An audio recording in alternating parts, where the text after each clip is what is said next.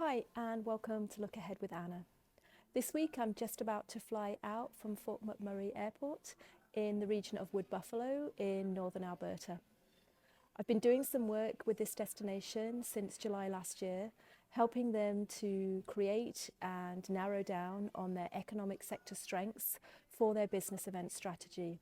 And that work's always inspired me. I love finding out what a destination's really unique subsectors are. And I love finding out what's going to cut through the noise with business event bids these days. But one of the things that I've really truly learned to love about this region in the work up here is the diversity that's here. There's over 60 different languages spoken by the residents, and there's a huge Indigenous population made up of 8 different Indigenous groups in the region.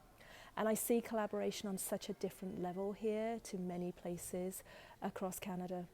And as Indigenous tourism becomes at the forefront now of a lot of the work that's happening in Canada in the tourism space, and it brought back to me an article that I read a few weeks ago now that was published by Indigenous Tourism BC.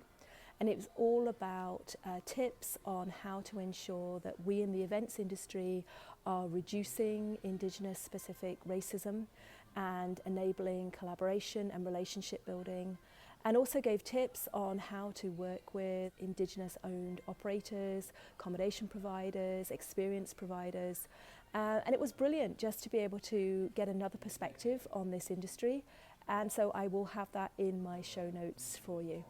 My second article this week really doesn't fall far from the tree. It was an article that I had read back in March now when there was a neurodiversity celebration week.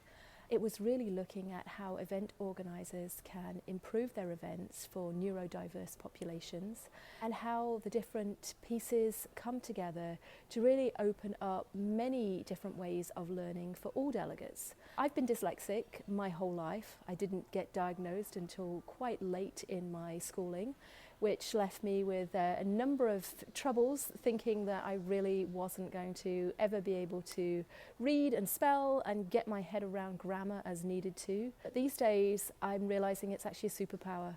I think and learn in a very different way. I connect dots very quickly, and I retain information when I listen to it, which is really important for me now. So podcasts are my best friends. Those around me will know that I kind of can recall facts that I've heard quite quickly. And so yeah, I'm really leaning into this now. So this article was a wonderful refresher for me and is helping me in the work that I do now to be able to bring these perspectives to the forefront.